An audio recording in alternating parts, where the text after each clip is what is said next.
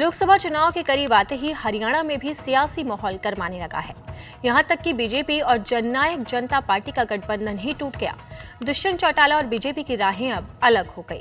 दरअसल लोकसभा चुनाव में बीजेपी मोदी की गारंटी की लहर के चलते राज्य की सभी 10 सीटों पर चुनाव लड़ने का फैसला ले चुकी है, लेकिन गठबंधन दल होने के नाते जजपा के लिए दुष्यंत चौटाला 2 सीटों की मांग कर रहे थे, लेकिन बीजेपी के केंद्रीय नेतृत्व ने ये मांग ठुकरा दी।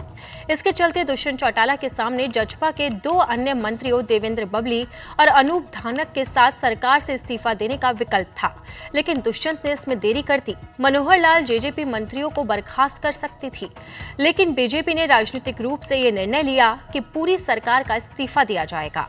मुख्यमंत्री समेत पूरी कैबिनेट का इस्तीफा राज्यपाल ने स्वीकार कर लिया है। आपको बता दें कि साल 2019 में बीजेपी ने राज्य में मनोहर लाल के नेतृत्व में जेजेपी के साथ सरकार बनाई थी। तब बीजेपी को 90 संसदीय विधानसभा में से 40 सीटें मिली थी। वहीं दुष्यंत चौटाला समेत जननायक जनता पार्टी के 10 विधायक बने थे, 6 निर्दलीय विधायक बने थे। बीजेपी चाहती तो 6 निर्दलीयों के साथ तब सरकार बना सकती थी, लेकिन उसने जेजेपी के साथ गठबंधन का फैसला लिया। लेकिन अब जेजेपी और बीजेपी गठबंधन में दरार पड़ गई।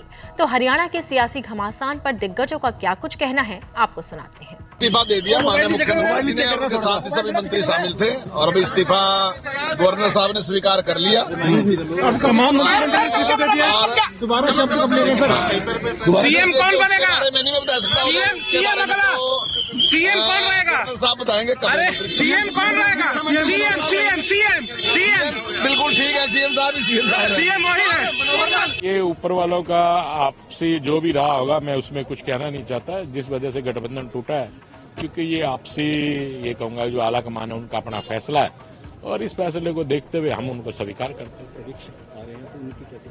देखिए, पर्यवेक्षक आ रहे हैं और पर्यवेक्षक अगर हमसे पूछेंगे तो हमारा मत तो माननीय मनोहर लाल जी के साथ है और मेरा मानना है तीसरी बार मनोहर लाल जी अब शपथ लेंगे और चौथी बार विधानसभा चुनाव के बाद शपथ लेंगे, ये गारंटीड है। क्योंकि लोकसभा चुनाव आने वाले हैं। जी, लोकसभा चुनाव आ रहे हैं और माननीय मनोहर लाल जी ने ये कहा था कि हम 10 की 10 सीट माननीय मोदी साहब की झोली में डालने का काम करेंगे और ये सत्य है कि 10 की 10 सीटें हरियाणा में जीतकर हम मोदी साहब की झोली में डालने का काम करेंगे। नमस्कार। खट्टर जी बहुत एक्टिव नेता थे। भारतीय जनता पार्टी को मजबूत करने में हरियाणा में उनका बहुत बड़ा योगदान रहा है और लगातार माननीय नरेंद्र मोदी जी ने उनको कम से कम 9 साल तक हरियाणा का मुख्यमंत्री बनाने का निर्णय लिया और उन्होंने बहुत अच्छा काम किया है। बाकी अभी उन्होंने जो इस्तीफा दे दिया है वो बीजेपी का इंटरनल मामला है और अगर उन्होंने मतलब इस्तीफा दे दिया है तो नए कोई सीएम अभी आ जाएंगे, उनको मैं हार्दिक बधाई देता हूं।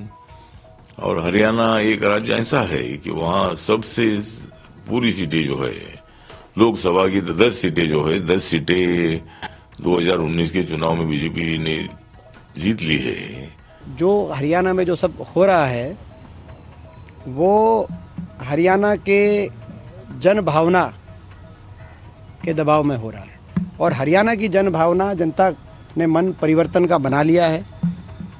हर वर्ग इस सरकार से नाराज है, निराश है और हरियाणा के जन जन से यही आवाज़ आ रही है कि हरियाणा में बदलाव तय है। अब ये जो सब हो रहा है उसी के दबाव में हो रहा है। क्या हो रहा है पूरा एक बार सारा घटनाक्रम हो जाए तब विस्तार पे उससे हम टिप्पणी कुछ करें।